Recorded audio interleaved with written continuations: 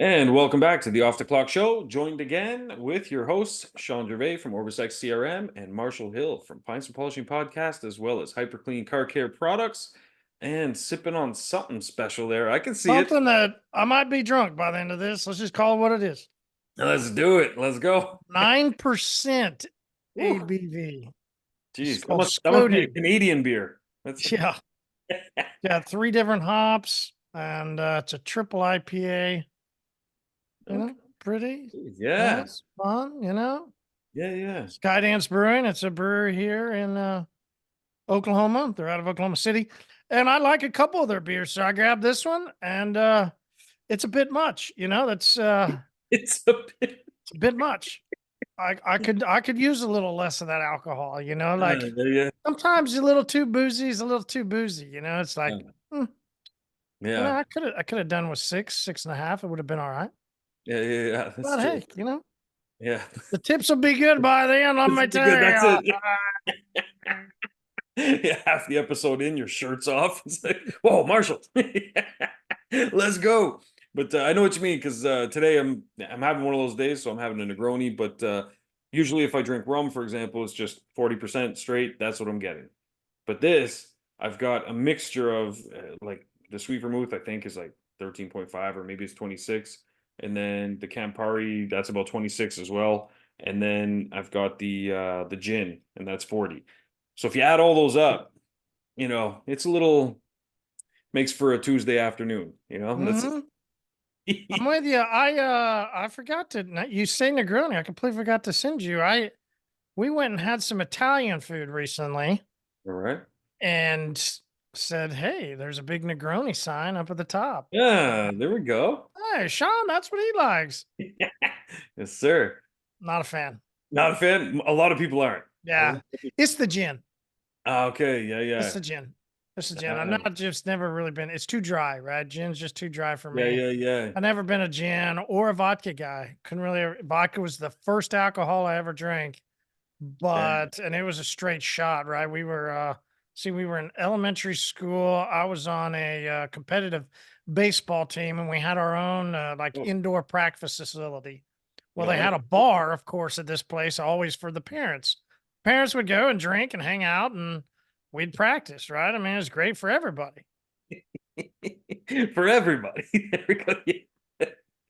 And, when Mm, your mom drops you off a couple times a week, we'd sit up there and hang out. It was a oh, yeah. blast. Yeah, And yeah. one of the guys broke into that bar one night, and we took shots of vodka. And Jeez. wow, Yeah. like that's the way to get started. Like Oh, yeah. I So, was like fire, like yeah. woo. You're like, let's go. Hmm. And Yeah. then you went down to the mound and you started swinging and yeah. Man, that's crazy. Well, yeah, I'm at the tail end of. I'm sure you'll remember this one too. It's that Yeah. the The bison pit. license, Yeah, so license. I'm up at the tail end left of that one, but that one's vodka. But this one, it's not so bad because it's not just pure alcohol. It's got the taste of the I don't know, lemongrass, or what do they say they have in here? I think it's lemongrass. Anyway, something in there gives it a little flavor, but usually I'll add some ice cubes, cucumbers, kind of make it it's Mhm. refreshing that way. But Yeah, cucumber's nice. Yeah. yeah, I can't just sit there and just drink straight vodka like that. Oh, and I rarely do shots. Like a celebration, if something like that, someone just had a baby, something, maybe we'll do a shot.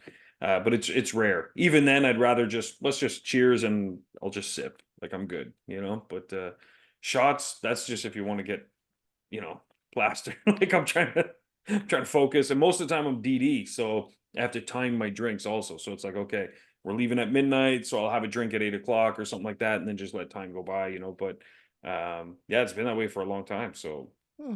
just gotta plan it out. Yeah. I just start earlier, like 9 a.m., and then finish at 5. That's When everybody else is getting rolling, that's when you're just getting off. exactly. Just definitely with my coffee sometimes. Depending on the how the day was before, or if it's a celebration or something, we had a good day. Like Monday, we onboarded a bunch of new people from one of our competitors. Well, not competitors, but one of our the other CRMs that's out there. And so when you onboard 5 of them in a day from one place, it's like I'll throw a little shot of rum in there and make this Oh, coffee Brazilian. yeah. You know what I mean? Yeah. But Congratulations. thanks, It man. is fun doing that, right? We recently, of course, when we launched Stack, there was a guy that reached out because, there's a couple other competitive products that are similar to it. One guy he was out of California. He's like, listen, I buy from this other group that's down in California, but they're on back order and it's a similar S type of product. It was like, Yeah, you betcha, man. I get it shipped out today, right? You'll yeah, get it by Friday, done just deal. in time, right? Like, Yeah, done yeah, deal, yeah. right? Like, cool. I like this, right? Like, somebody Absolutely. missed out, but hey, we got to capture. Exactly. Yeah. And just being available. Hmm. That's a big thing, and I find that that's like me, my response time with my emails and stuff, people always tell me it's insane. But what I've noticed is that that's a competitive edge that a lot of people have trouble, matching. So it's like that's my thing. So it's like whenever they're in a jam, like, oh my God, they had some big problem with their CRM or something. They reach out and they're like, I just need something that can, be up and running so I can send out invoices and stuff by the weekend.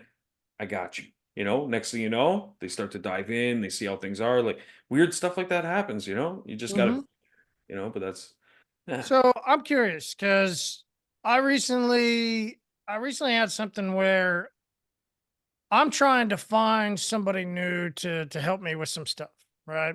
Mm. Uh, this is actually payroll, right? Having some issues with our current payroll, and so we began to reach out to some payroll companies here locally, and keep getting this like, yeah, book your meeting here, Yeah. go to this booking form. Yeah, yeah. And then I'm in your group every once in a while looking around and I see almost on a daily basis Yeah.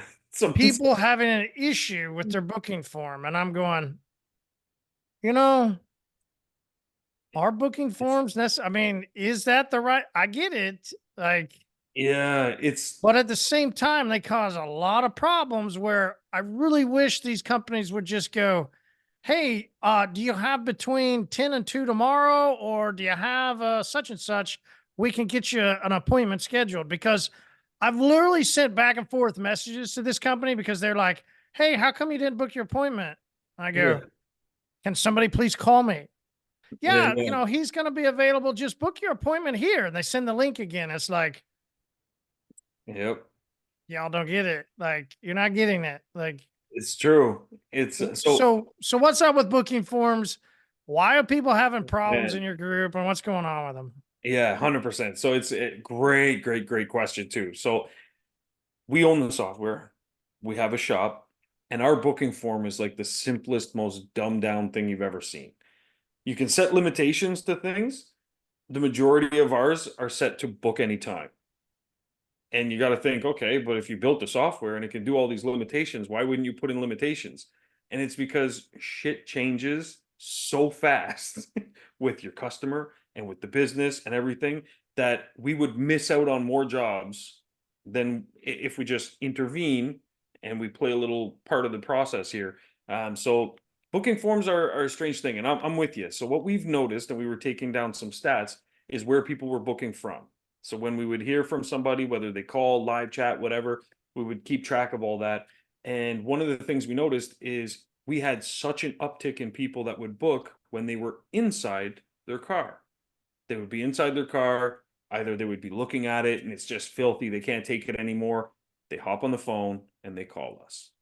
What we used to do was say, well, we have this great booking form. If you can just please go there, submit your booking, and then we'll take care of you. And what would happen is that we said, okay, let's take a look at the metrics between the number of calls that we got and the number of people that actually went to the booking form and filled it out. And it was drastic how low that it was. It was insane. They were just like, forget this. And they either A, went through a car wash, B, went home and cleaned it, or C, called someone else that surprisingly picked up the phone, right? That's And what I'm doing. booked them in. I'm Exactly. flipping these people off. I will not do Yeah, this. I won't do it.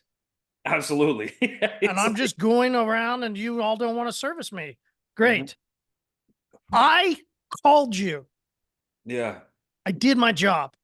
Yeah. Like I'm gifting you myself as a customer. And now you're just return to sender. Like you're just like, Oh, yeah, it's not enough. You got to do this now too. Whoa. yeah. Do you really want the And people that are going to do and jump through all those hoops? yeah.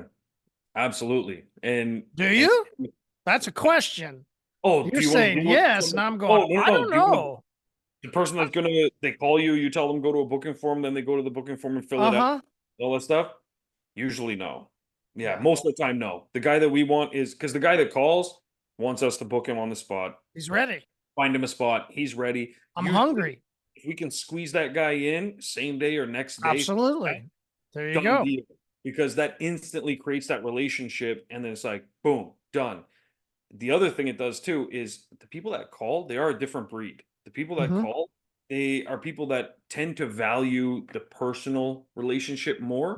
Good point. Someone that just goes online and they just like boom, like it's the loyalty is almost there instantly if Yep. you build that rapport, right? There's a connect. Yeah, that report Yes. connection. Mhm. Exactly. And so and like don't get me wrong, as a fan of technology and AI and everything, booking forms have their place. 100%. There's a lot of people that are timid to call.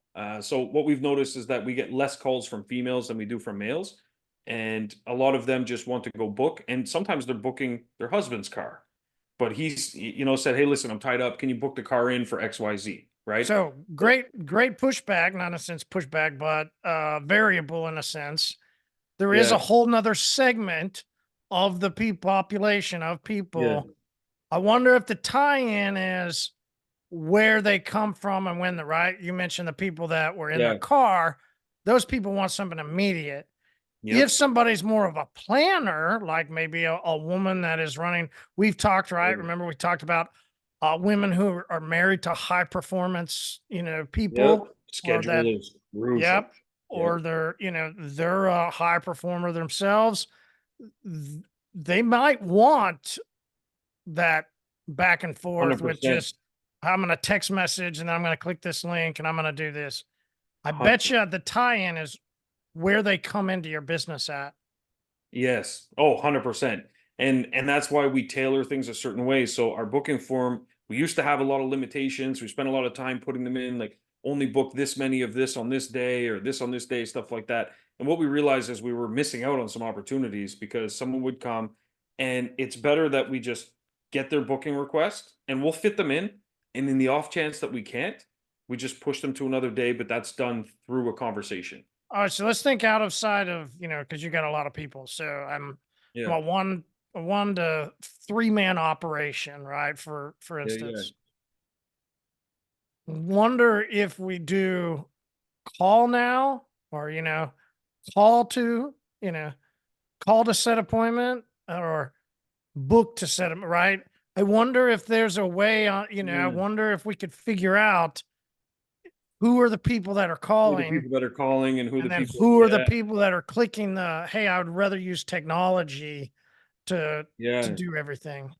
yeah, that's and A/B tests like that are great because then you can also tailor each thing to each person. Mhm. So the people that are calling, let's say you find out they're predominantly men and they're predominantly between, 35 and 50, let's just say, right? You can now make sure that your phone call conversations are focused around them, asking certain Mhm. questions, prompting certain things, Mhm. offering certain services and upsells, and the people online, you can now tailor it to them. Let's say they happen to be, I don't know, females between the age of 20 and 32. Let's just say that's what you find out. Well, now you can tailor that form a little more towards that demographic, right? So there's things that you can do for sure, and I think For it's those crucial. for those of you that have just now tuning in, this is one of your first episodes. That is one of the bouquets. Now, every once in a while, Sean will do a reach around before Yeah, the actual tip. So, you get a couple of different ways.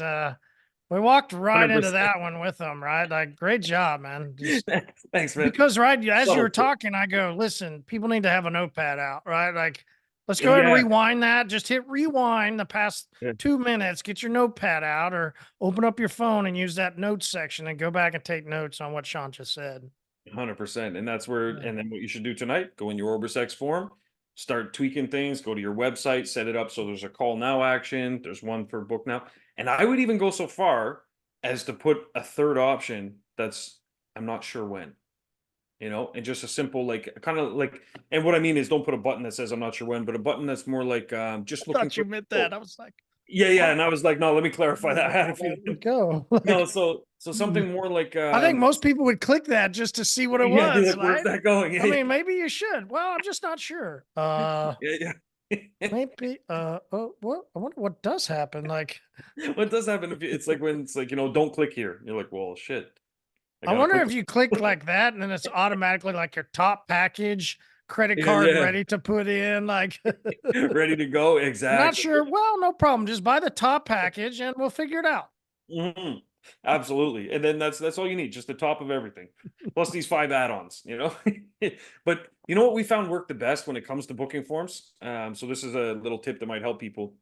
Is in the beginning we were just kind of taking bookings any old time, and it was really stressful, not for us, more stressful for the customer, that they were like, okay, I could do it at 10:30, or oh no, that one's booked, or oh, I could do it this time. Like there was a lot of options going on for them. What we found was best is we simplified things, and the ones that do have limitations, we do morning appointments and afternoon appointments. That's it. So you do morning drop off 9 a.m. or you do 1 p.m. Those are our 2 options. That's it. And no, in both scenarios, 90% of our services, they're getting the car back the same day.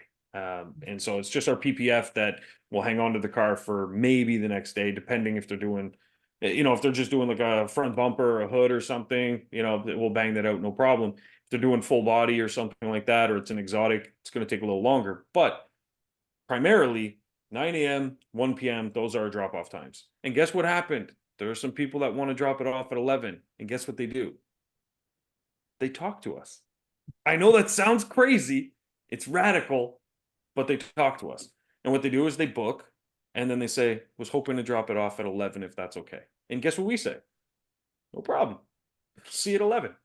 And if you're at 11:30, no problem. That's okay. And what we do is we just plan the rest of our day, because most of the cars come in 9 a.m.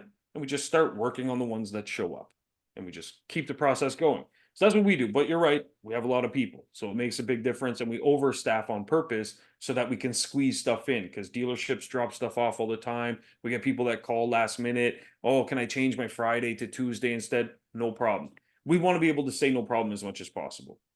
But the best thing to do is strike those conversations with customers. If I was a 1 to 2 man shop, for example, I would do things a little bit differently. I would still probably stagger the drop offs like that. I wouldn't just let them choose any time willy nilly. But what I would do is I would definitely set it maybe like a day or 2 in advance. And you can do that easily in OrbisX by just using the block days. So basically, when you determine yourself that, hey, this day's full because you've got stuff going on, maybe you have a doctor's appointment in the afternoon, who knows? Just block the day, and then it pushes everything to the next one. So there's ways to do it. But anyway, that's a whole nother topic. But that's a tip within a tip. That's what I would recommend doing, and it just works out really well.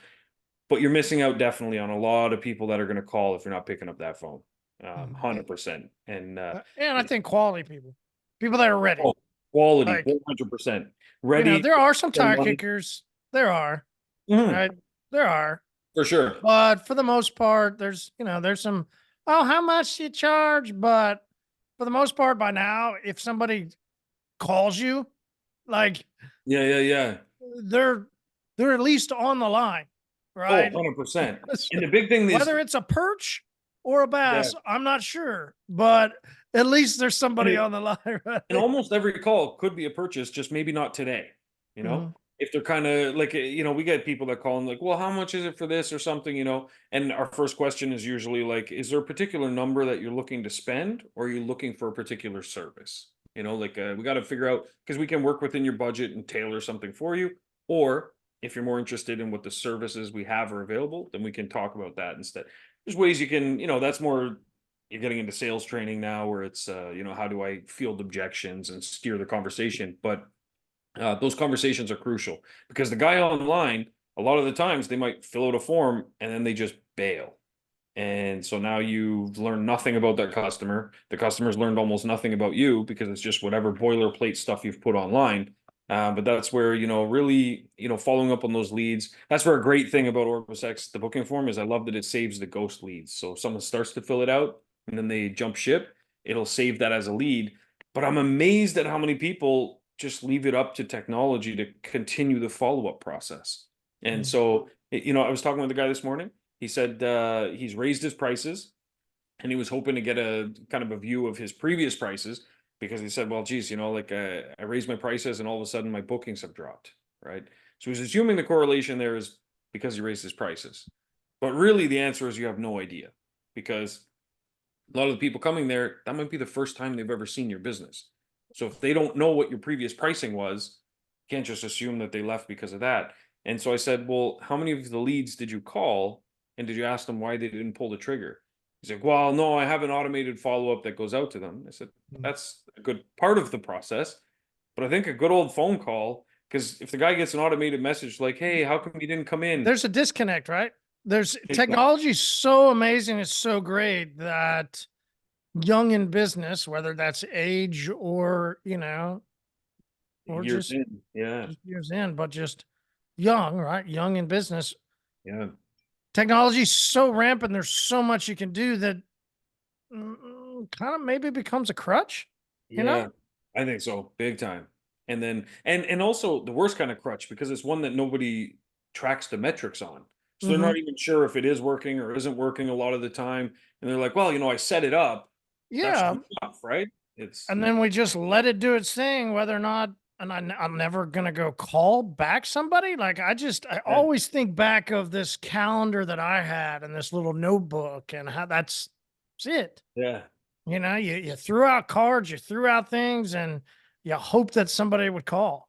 yeah. Like Exactly. Yeah. Literally walk around the neighborhood, put out a bunch of stuff. Like it was. once they did, then you had to start figuring out how to book them, and like how to Yeah. sell them and how to do all that. And you go, you know, I wonder if too much of this technology has softened our skills. We've used it as a crutch. We don't really know how to talk to somebody about what they need and how you can help them. I It's mean, true. it's not that difficult. It's what do you need? And let me see how I can help you. Yeah. And let's get you scheduled True. in so we can And get to you be helped honest, out. do you remember in sales too? Like this is the best kind of sale. These are warm leads. Yeah, It's not, these aren't absolutely. cold calls. A Like, lot easier than cold calls. Absolutely. oh yeah, man. Like imagine just picking up the phone, going through the phone book and calling people and telling them about, ceramic Hmm. coating and all the benefits and what it can do for them. And then 10 minutes in, you find out they take the bus and they don't even have a car. You know what I mean? These are people that are calling you. They've pre-qualified themselves to some degree. You're just pushing it over the edge. It's like Happy Gilmore, just tap it in. Oh, dude, we watched that this weekend. Tap it. Yeah, it's so good. So good. And that's what you got to do. Like these are the best kind of leads, man. I remember I've done so much cold calling in my life. It's unbelievable, because before there weren't other options. Hmm. Cold calling is what we had to do. Yep. Even when long time ago, I used to have a video company called Empire Video, and we did video rentals. And I was competing against Blockbuster, Jumbo Video, like you name it. There was just tons of them. Now I wasn't competing on their level, obviously. However, I But was on a local local, level. on a Yeah. local level, and I had one advantage as well, though, because I was local. I was able to maneuver a lot easier than these big franchises could, right? So I could do things that they couldn't without big board meetings, long drawn out processes. And one of those things was I said, I got to partner with someone that can help with distribution, getting my movies out there. And so I said, I want more rentals. What do I do?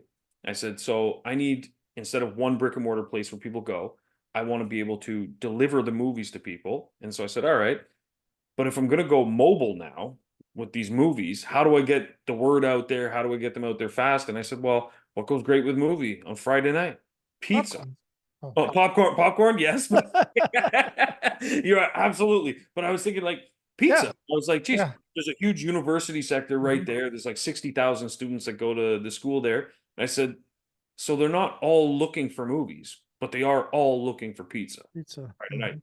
So I went to some pizza shops, but guess what I had to do? Those were cold calls. The pizza shops weren't reaching out to me like, Nope. hey, by the way, we were thinking this. So that was tough. Walking Yeah. into the store, and they're busy slanging their pizzas and you're interrupting them to say like, hey, listen, you got this elevator pitch prepped about your movie rental business. You know what I mean? Mhm. And do you know how many times I went back to some of these pizza shops? Oh man, I went to one day 30 times. That's not even a joke. I'm not even kidding. I went 30 times. I To showed the up, same shop and 30. same shop, same shop. And I went 30 times because the people kept telling me the owner's not here right now. He'll be back in 15 minutes. I went, did some other stuff. I went back, but he had 8 locations. And I knew that was their head location. And if I could get him, if I could get in front of him for even just 2 minutes, then that'd be great. And so finally I went and I said, okay, listen. And this was my last visit. And maybe it was only 20 times, whatever. It was definitely more than 10. But here's the thing. I went back the final time and I realized I was taking the wrong approach.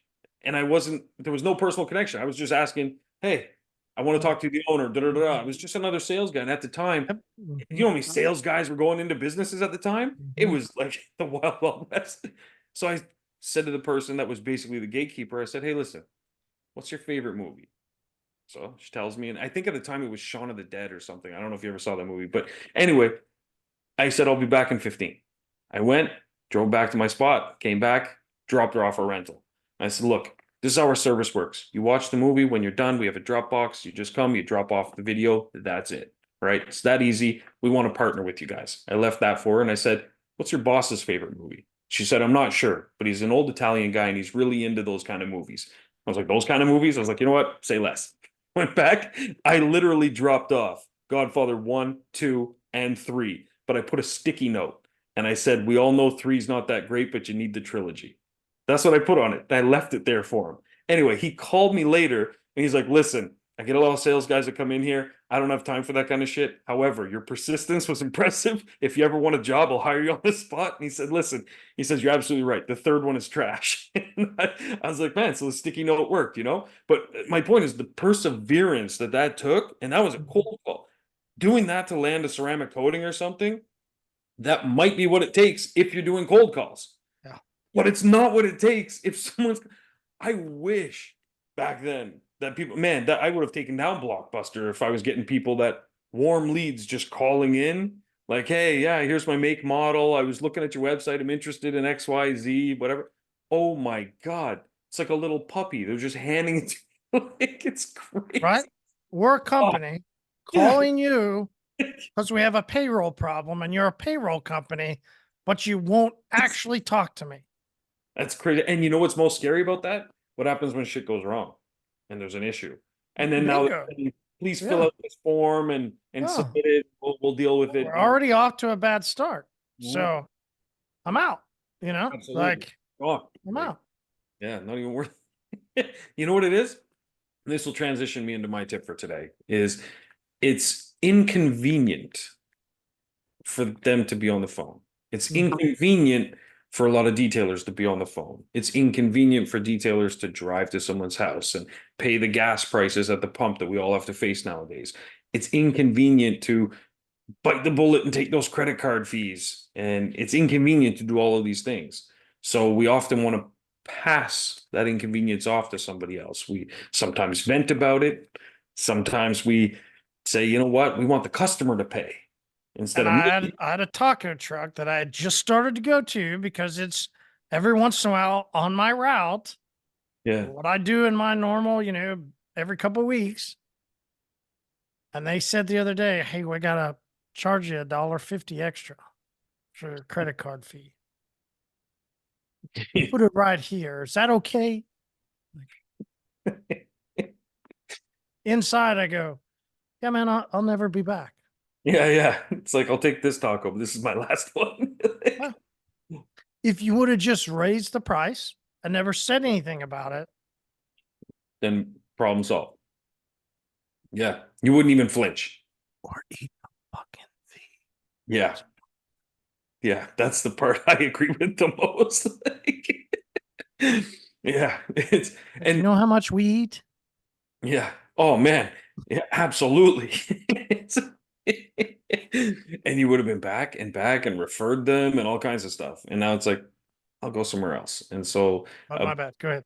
yeah, yeah, no trouble. No, you're spot on though, because I see it all the time, and I think to myself, it was illegal here before. They recently have made it legal. Initially, a lot of businesses were, shouting "Hooray, hooray, hooray!" And it's funny though, I'm seeing a lot of them now roll that back, and they took down their signs. They're no longer charging it, and they're now saying the opposite. They're putting up signs that say, "We do not charge." the fee. And it's wild to see that difference. Those are the guys that are getting it, in my opinion, because we just absorb the fee. Like, number one, it's a business expense. We get it back. I'm not charging the customer for our internet or, this and that. Right. We use our Wi-Fi when they're there. Like, who gives a shit, but I'm not like, I have to charge you, $1.45 because, Bell Canada, they're taking their chunk, like it's crazy. Excuse me. It's crazy to me where we've lost sight of what you're getting as a business owner with the credit cards. And I understand credit cards come with chargebacks occasionally and things like that, but by and large, those are those kind of customers that we were referencing before. Because if you have good relationships and good rapport with the right customers, they're not going to do a chargeback unless it's absolutely warranted and you've done something wrong and refuse to make good on it. But by and large, it's the wrong kind of customer that's going to do an anonymous chargeback. I can't believe this happened. He did a chargeback. Those kind of customers exist and you can attract them depending on how you operate things. But by and large, what we get in exchange for paying that small percentage to credit card companies is convenience. And what we get is twofold. We get customers that can pay instantly. What a wonderful world. And yes, I know they can do that with all kinds of things, Venmo and all kinds of stuff, right? You can avoid some fees. They could pay cash, Not everybody wants to walk around with certain amounts of cash. Not everybody wants to go to an ATM and get cash. What you're getting from the customer is that convenience that they can just boop, tap the machine and they're gone. Number one. Number two, you're also getting the convenience that someone who may not otherwise be able to afford your service, regardless of how much it costs, will be able to if they have credit left on their credit card. And so if they have available balance to spend, they will be able to impulse buy. Versus if you only take other forms of payment, you could be restricting yourself from other scenarios. And it could be, some people argue, oh, well, if they don't have enough, to pay off their credit card bill, they're not my kind of customer. You'd be surprised how many people are, making a good living and they still have credit card. Zero problems. And they Zero yeah. issues with having $40,000 in credit card debt. And you go, huh? Yeah. Like, they got zero issues, man. Zero. Yeah. Here's the other flip of the coin. And I guess we'll do one of these episodes where There we go. Yeah. Back and forth. You're going to pull out. I'm going to put in. Ooh, satisfying. The odd part about this is I'm actually going to let Nick, my partner, go in at the same time, right? Like, his part of this is he goes, there's also another convenience where I can also just keep somebody's tab for 30 days and then put it on their credit card. So another extra layer of service for the absolute best customers. And you go, well, this guy in the Honda, absolutely right. We're not talking about the guy in the Honda. We're talking about the guy who actually would need to make sense to him. My car is probably insured by my business, is probably paid for by my business. So I sure would love to maintain my vehicle with my business credit card. 100%. That the way, connection, business expense. Yeah. It's expense. Then you're not having to worry about the $1.50 fee, or should I charge him $100? It's a business expense. He doesn't care. Yeah, absolutely. And that's where I think the whole thing with convenience and inconvenience is really crucial in business, because what we have to understand is what we're selling most often is convenience to the customer in one way, shape, or form, right? Get this ceramic coating because it's going to make maintaining your vehicle more convenient. Sign up for a maintenance, detail with us, a maintenance program, because it's going to be more convenient. I'm going to come to your house because I'm mobile, because it's more convenient. We're selling convenience, but convenience comes with the trade-off. For something to be convenienced, inconvenience has to exist somewhere. And so that's where, for the customer to have ease of payment, it's convenient for them. They're more likely to pay you. That's great. More likely to shop with you. But that means you have the little inconvenience of the fee. If the customer is being sold on the convenience of you going to their house, you're going to have the inconvenience of travel time, the inconvenience of managing your schedule, and so on and so forth. There's always last week, there's always a cost to the level. Exactly. And that's where you have to factor that in and realize that in order to shift the convenience to the customer, you're now taking on that cost and that inconvenience on your side, right? And that's where there's ways you can mitigate things, like OrbisX has a route planner that we've launched where you can click optimize my route and it'll take a look at Oh, all that's your awesome. appointments. Thanks, man. Yeah. And then it'll even show you other nearby jobs that you've done before. So you can do what? Pick up the phone and call those past customers, say, hey, I'm going to be in your neighborhood. How would you like me to swing by and take care of your vehicle at the same time? Offer them a discount because you're already there. You don't have to travel additionally to get there. So one more convenience for your customer. And it's in that case less inconvenient for you because you're already going to be there. And so there's some pretty cool things you can do with technology, and that exists in OrbisX for free, of course. But you have to understand that you are going to be absorbing some inconvenience if you're going to be making your customer's life convenient. And that's where, I think some people struggle at times. And so for us, I don't mind. We bite the bullet. We eat the convenience fees that we get charged from, I think that's what the credit card companies used to call it anyways, where, the convenience of payment. That's why we pay that, 2 point whatever percent for online and then 1.8% in person. It's just, it is what it is. But we get paid reliably. People are able to buy with money they don't have reliably. And as much as there are chargebacks, there's also protection on our side as well. So there are some protections when it comes to credit cards for consumers, depending on what it is, as long as you have all your ducks in a row. And that's where, once again, technology with OrbisX, making sure that they sign the invoices, making sure they acknowledge that, yes, I'm happy with the vehicle, stuff like that. So there's ways that you can make it convenient for yourself as well.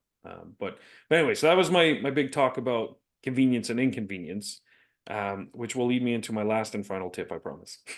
I will be quick. And Marty's like, are you serious? So last one is, and this is kind of just to reiterate this point of convenience, is that so 4 feet, 8.5 inches. It's a strange number, right? And we all have, he's looking down. He's like, yeah, that's no, I didn't make the cut. yeah.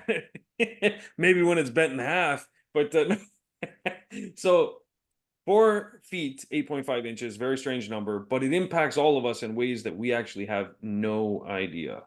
And so where does that number come from? So if we go back a long time ago, back to, Roman times, the Imperial Army and everything, when they used to build roads, what was everybody driving back then? They weren't driving Teslas. Chariots. Chariots, exactly. And so what was pulling the chariots? Usually Horse. one, but often two horses. Oh. If they had one horse and they had a road that they had built, you would have traffic going both ways. So, how wide is a horse's ass? 4 feet, 8.5 inches is the clearance that they needed. And so that's how they constructed their roads. And when they made the wheels for their chariots, that was the distance apart. And so anyone else that strayed from that, they would end up busting their wheels, and the wagons wouldn't last, the chariots wouldn't last, so on and so forth, because it didn't fit within the pathways that were pre-existing. Okay, that was thousands of years ago. So how does that impact us today? Well, when they started building roads in America and that was getting developed, and they started building, more importantly, tunnels, and trains came along, they had to put the trains through. But before the trains came, they had to put through horses. And so they made all of the tunnels the equivalent of 2 horses wide, and the tracks were enough for the horse. So we're back to the 4 feet, 8.5 inches. So now fast forward, and we start to build some of the most impressive technology in the transportation industry. We're building rocket ships, and they have those things, the SRBs that, propel them up there. And so when they manufacture these pieces and they have to be transported across the country, as much as the engineers might want to make them larger, they had to make them so that they could go through the mountains where the train would pass, and it went through these ancient tunnels. So they had to make them specifically for that size. So all of this is now impacted by something thousands of years ago, measured by technology that is rarely used. There are some people that travel by horse and possibly chariot, but reality is it's had such a lasting impact because that's just the way that they did things. And since other people did it that way, everybody must conform. And so my tip for today, leading in with the convenience side of things, is don't be a horse's ass. And realize that doing things the way that you see the majority of people are doing things doesn't necessarily mean it's the key to success or the way that you need to do things. And so when you hear us, spout out all these tips every week about things you should try and things you could do, you have to realize that these are innovative, creative, and reliable sources of information. And other people that are going to be out there that haven't run a detail shop, that haven't really succeeded in anything in business, or maybe had a company handed down to them from their dad and then they tried to run it and couldn't run it and signed on to somebody to sell chemicals and all kinds of stuff. You have to really pay attention to the direction you're going, and are you literally measuring the distance of your business to fit a horse's ass? Or are you going to break the mold and instead be like Tesla, innovate, try something different, go against the grain, and manufacture your own parts so you don't have to transport them the size of a horse's ass? So, tip for today is look at ways that you can do things that may be different from what the general consensus says. You can separate yourself, because if you're getting the same information from a lot of these gurus online, there's a good chance that a lot of your competitors are as well, and you're just going to be repeating the process and rebuilding the same tracks. There we go. We learned something about horses' asses today. Yeah, I like it. For a while, I saw you were like, how's he going to tie this ribbon up? What's in that Negroni? Yeah, but it was a good tie-in, and I made me think of one of those. I don't want to call him a horse's ass. I really don't, because I'm sure he's a really nice guy, but it's also a guy that misleads people. Mm. One of these online people actually was even on TV, right? But actually previously was so, now that I think about it, maybe I'm okay to call him a horse's ass, because he used to tell people, don't ever do any maintenance, only do coatings and correction. Send all the other work other places. Jesus. Well, the dude recently had a training that he put on. I think the number was 4 people showed up, 2 of which he had to keep calling to come. So that means those 2 really didn't pay, and maybe 2 people out of everybody in the entire US, because remember, Jeez. he was on TV, Yeah. and a lot of other people have, enjoyed the play of him being on TV, and so have become his Yeah. wingman. But 2 people actually paid to learn what he has. Mm. Begs me to ask the question, off of what you just talked about, which made me think of him. Which I love when you have an idea and a tip and something that then I play in, right? Yes, Or no, I I was do looking, and you do, yeah. right? Top little thing right there says, what generates customer loyalty? Hmm. That guy had 2 people show up. Damn. Wow. Did they stay for the whole thing? What generates customer loyalty? What generates loyalty? What is it? Hmm. Right? So take that out. That was kind of part of your tip and my tip. I was, Yeah, now yeah. you're done. But I do have a question, right?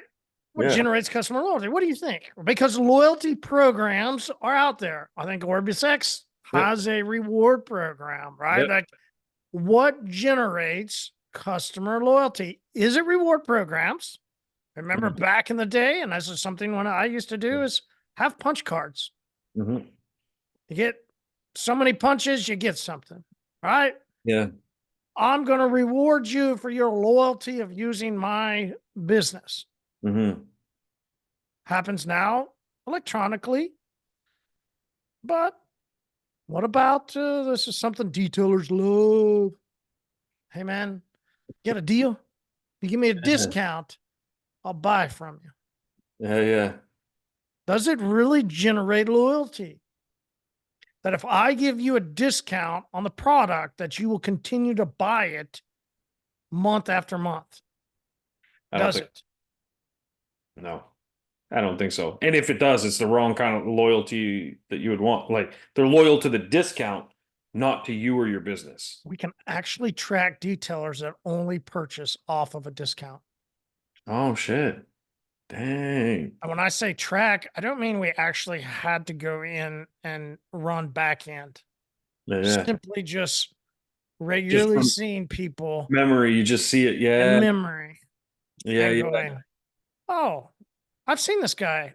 And then I go back and look and I go, Yeah. oh, what about this one? Oh. And you go, okay. I mean, he's a customer, but is he Yeah. loyal? It's true. Most of us, I would imagine, most of us want to be in business as long as we possibly can. Absolutely. Yeah. That's the Most goal. of us do. Yeah. Yeah. I don't think we really are doing all the work day in and day out that it takes to just do it another year. Mm. Most of us really want to progress to the next level, to the next level, and to the next. In order to do that, Shawn, you've had to have what? Customers. Perseverance and customers. Those are the two. Yeah, perseverance. You're right. But Yeah. in But this yeah, tip, but we're staying customers. focused in the Yeah, no tip. matter how persevering I was, without customers, that yeah. Yeah, you kind of have customers, and you can go one or two directions. Always looking for new customers Always fishing. or maintaining, taking Yeah. care of your customers. This became extremely prevalent to me when I decided I felt like being a good stepdad. It was time to go get dinner, and it was my, scheduled to between us to go get dinner. And I saw my stepson, had a couple friends over, and it was like crowding around this computer and playing FIFA and having a great time. And I just go, you know what? But it's a beautiful evening out. Mm. Come on. I got a Jeep. Let's go for a cruise. Let's go. Go pick up dinner. Let's go cruise. Now, these Yeah. 10-year-old kids got to experience, and I do mean experience, uh, Yeah. a ride, cruise. Their parents never value to them a vehicle, and taking the vehicle out for a cruise and experiencing something. Mm-hmm. What generates customer loyalty? Interesting that somebody else in my family recently, when I mean recent, this past week, just bought another Jeep product, bought a Jeep Wagoneer. Oh, nice. And that's their second Jeep product. The first was a Wrangler, Okay. right? I'm a Jeep guy. I have a Wrangler and a Wagoneer in my little, and now my sister, right? You can start to see some tie-in Yeah, yeah. experience. What Mm-hmm. does an experience do? Well, while we're driving, and fuck karma, fuck her. Sometimes I make love to her, but sometimes I say fuck you. Yeah, yeah. It's love-hate. It is a love-hate relationship because literally just that day I'd recorded an episode with my partner Nick, and we were talking about being the great parents and having those cars that, the kids get to enjoy the car. For sure. Here I am with a bunch of kids in the Jeep. Doors are off. We got my EDM going, which is Jeep music, Yep. especially when the doors are off. It's a blast. What did they want to do? Start yelling.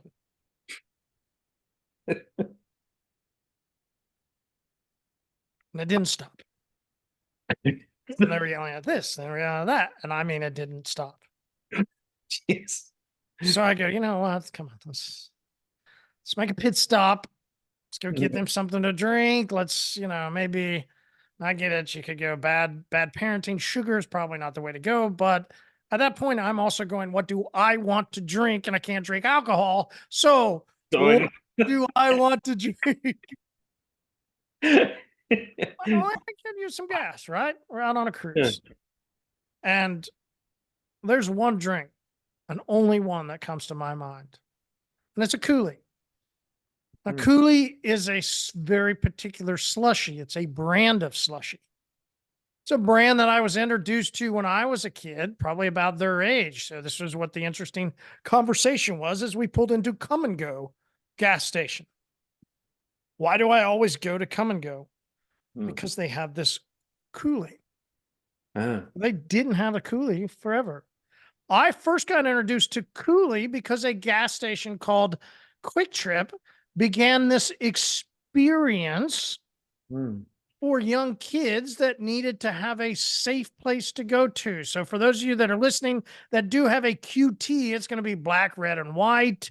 But it'll say QT, and then underneath will say Quick Trip. They are a very popular gas station through the Midwest, through now the South and different parts. I know South Carolina, different parts. I think there are some in Florida. I'm not sure. But they started here in Tulsa. And they big premise of when they launched, and a big thing that what they did back in the 80s was they wanted to make sure kids knew that at any point in time you needed help, you could come Oh. in, and there was this sign that I always had that showed like these basically it looked like an adult hugging a kid, Ah. and Wow. you could have a safe place. And you know what? You'll get a coolie. Damn. Come in and you need a safe place.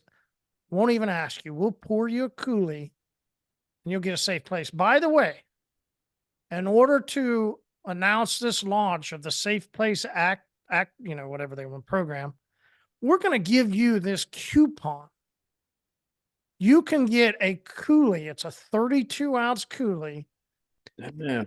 You can use it and get it for Hey. 25 cents. Dang. Shawn, nobody understands my family. That shit got laminated. And it wasn't until high school that I finally lost it because I Yeah. lost my wallet. Oh shit. No way. Oh, that's great. Dude, you don't know how often I was going in with a quarter. And then, Yeah. then they started taxes. So then it's, 30 cents all the way. I specifically remember in high school, some people, they were starting to question me. And I'm like, fuck. And I would tell them the story. Yeah. You Yeah. got to take it Yeah. like that long. And I was a loyal, like 95%, but could have even gone further than that. But I'm giving some variables. Yeah. I always went to Quick Trip because I love the coolie. I love that 25 cents, and it was amazing. Mm. Now they kept me on because they eventually stopped with the coolie. They went to their own brand. All good. No problem. It just wasn't as good. Yeah. And I stayed on, stayed going until one of those 5% happened. And I went into their competitor. Mm. And there and behold, I saw this amazing sign that said KOOLE. And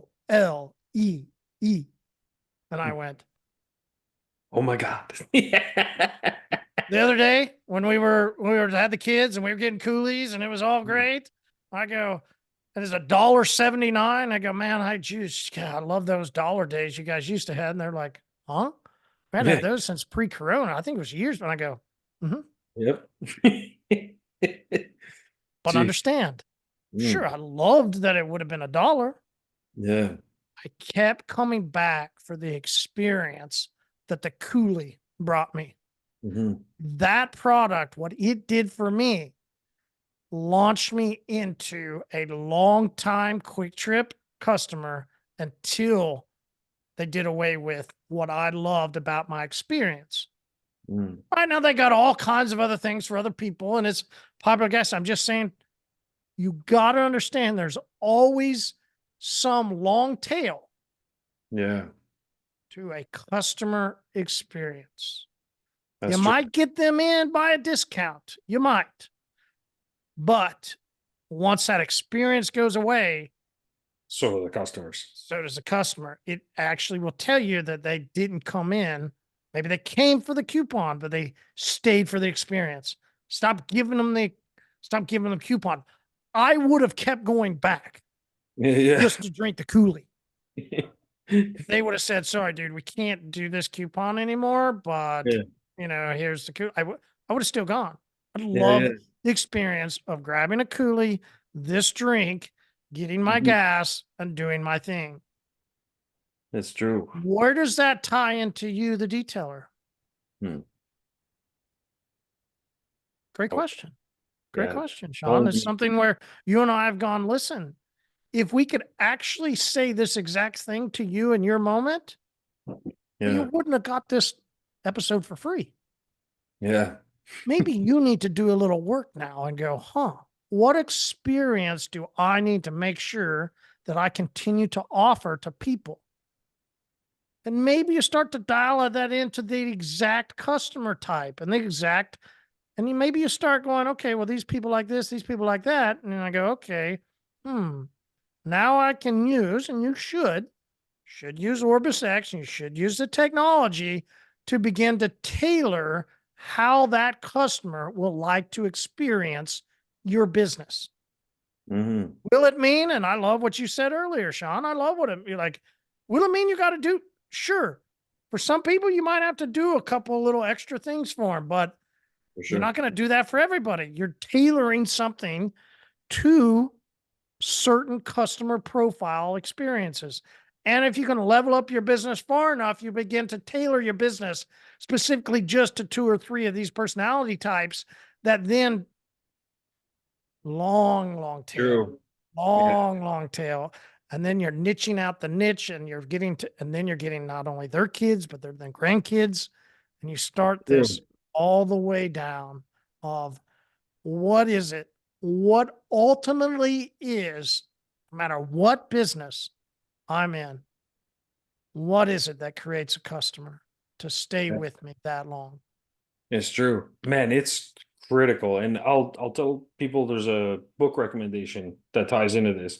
It's from the Walt Disney Institute of Marketing, and it's called Creating Magic. And it is absolutely phenomenal in terms of building customer experiences.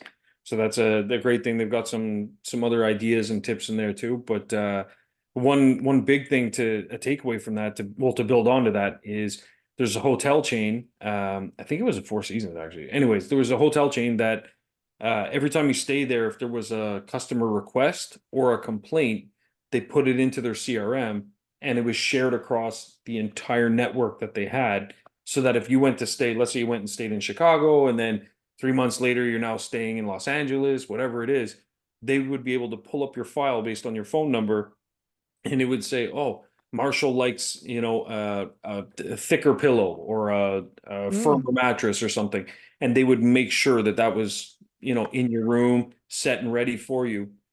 And then they would make a point when you check in. They would say, by the way, we noticed during your last stay at XYZ, you liked when, this was done, or you had I don't know, a fresh bottle of water in your thing, like whatever it was, they made sure that that was done because they were creating that experience. Like you got to think hotels in a way similar to our industry in the sense that a lot of things are kind of standardized, right? Like it's because it's a car.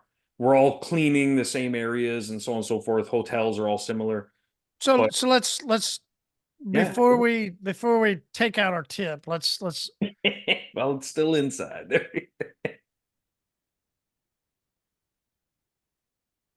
hotels and big business. We could talk Quick Trip, and we could say this is a big like. Okay, I think detailers, and I've seen this. I'm going to say it's a mistake because you got to really ask yourself. I know we can't give you the specific, but here's some things you shouldn't do. Let's go ahead and say that. Mm. Don't put candy. It's not. I know. I Yeah. love this. I think it's great. I love it. Like, you go to the pharmacy and hey, your stepson wants a dum dum, and you have a good time. And will that kid most likely think of Walmart pharmacy and keep going back? Mm. There's a good chance of that. There really is. Should you put candy in? I don't think so. I don't think it's going to be that, oh, every time I get a detail, I'll get candy. I don't see that. Right. What experience is that? Two business cards. I've seen people always leave business. I don't Yeah. think that. I think people throw that away. I've seen people put air fresheners. What are your thoughts on I've that? seen air fresheners. Yeah. You just got to think 10 years, 5 years. Like, do you Yeah. want it? And are you going to change that out? And then what if customer doesn't like that scent? Are you going to carry 10 cents? I don't know. And I don't know if leaving something, I really don't know. And I just, okay, well, what is that experience? Don't think it's leaving something. Hmm. And that definitely means not leaving streaks in the glass, Yeah, yeah, that, right? Definitely means not showing up late. yep. It definitely means But- not having an issue. It definitely means, oh, I apologize. We can't make it. It definitely means not coming in with professional attire if you're mobile. And it definitely doesn't mean if somebody shows up at your shop that it does not look 100% clean and like this red carpet should be laid out for them.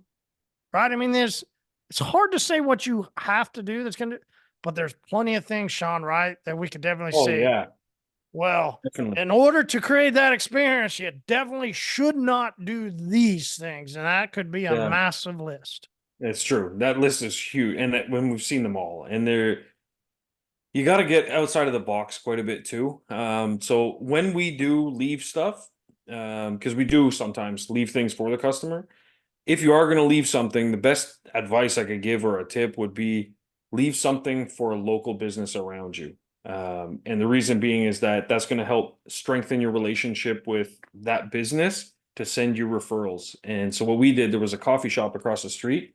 When our first, when we didn't have a waiting room, we would send customers there. They could wait there, get their car cleaned, da da da. Then when we had our waiting room, we had a flood and we had to renovate the whole place. So once again, we leaned on their shoulders to send people there. I mean, they leaned on their I'm with shoulders. you. I'm They with were you. happy. Yeah, yeah. But what we did was we started leaving an empty cup in their cup holder after the whole thing was cleaned. And then there was a business card inside that said, "Your coffee's on us." And then it had their address across the street. And so then they would just, on their way home, go grab a coffee, something like that. But then that coffee shop sent us a ton of people. So that's why we kept that relationship going. And because they were sitting there waiting for a meeting or whatever, hey, you can get your car cleaned across the street, and we would take care of it. So What happens if there's a feedback. new manager, or what happens if you Oh decide to yeah, stop it's doing it in a year? I mean, mm, herein lies some of the right, like that's what you're saying. Yeah, same as me with that discount card, right? Once they yeah, yeah. stopped doing, they lost me as a customer. Mm. Okay, so I know what you mean, and I guess Marshall's point, what he's making here, is that it's more what are your business practices that are building that customer experience that aren't impacted by external forces. Because let's say you're like, oh, I'm going to give away a gift card for the You gas. could get them in with that gift We're card. You done. could give it to them at first. You could Yeah. give it But to what them do with you do certain packages. I'm not continuously? saying don't ever do that. Yeah. But So, at the end of the day, what experience? That experience might actually be something. Let me just throw this out there because I know we had somebody in our group say it. Hey, if somebody gets a coating, but they want to go through a car wash because, right, fill in the blank. So a lot of us that don't want to go back and maintain a customer just washing their car. yeah, yeah. Okay. You don't want to do it. A lot of things we can say that you don't want to do. Mhm. Sure. What experience does right? Mhm. What does that customer need from you to use your business, whether it's weekend or bi-weekly, every month, something guaranteed bi-weekly or monthly or weekly for 10 years, Yeah. I'd say 20 the years. biggest one for our maintenance clients is that we have them on a monthly thing. So all of them are monthly, but they can come, some of them they have like two per month, three per month, or four per month. That's kind of the thing. Sure. That's my point, right? There's all different things Yeah, that you can do, but true. there's certain things that You you shouldn't. can't Yeah. do. And that's This is kind true. of where like Draw the make line there. sure, Yeah. right? Try all Yeah. different types of things. Try. Hmm. Make sure while you're building out this program that you know that there's things that you cannot do that won't last long term. Yeah. Overall, it might be your experience for a customer needs to fit a customer profile, and maybe it's going to be turn out to be actually 3 or 4 type of customers that have this experience, and you really offer just 3 or 4 different experiences. Yeah. Some Absolutely. customers, Shawn will have tons of things you can do for this customer, tons of things you can do for this Yeah. customer, right? Then this customer's going to have to, right? Hey, I had There's a this million idea things of you can do this, for right? all of them. So you Yeah. have all these ideas, right? There's definitely things that you cannot do. Can't. So That's true. I think the big one is discounts. We don't do discounts. It's just our prices are price, and we will do extras, but we don't do discounts. But a big one that we've done actually, which is kind of, I don't know, funny. I didn't think it was going to take off well, but we looked up where the nearest dog parks were. And then whenever, because that's our number one thing we ask people is if there's pet hair, if they have any animals, things like that, helps us with our upsells, helps us kind of schedule how long a vehicle might take, but then also tells us a lot about the customer. Like there's cat owners, there's dog owners, there's bird owners. Like they each have their own little things, you know. And I'm obviously speaking just generalized here, but what we did is we found out where the nearest dog parks were, and so then when someone would book, you know, oh, do you have any pets? Is there any pet hair? Oh, yeah, there is, but it's not too bad. Okay. No, the reason I was asking, not because I want to charge you more. The reason I was asking was actually because there's a dog park not far from us.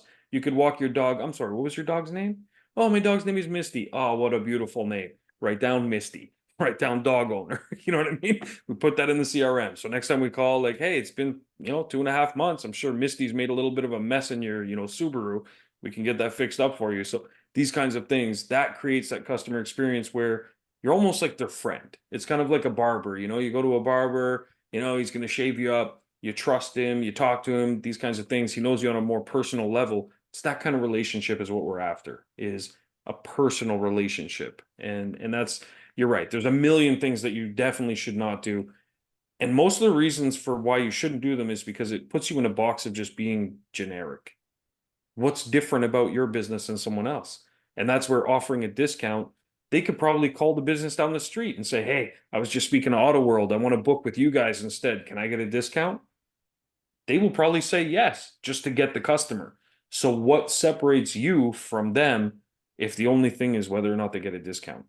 And in either case, if you cave and say yes, you're working for less than what you've assessed your business to be worth.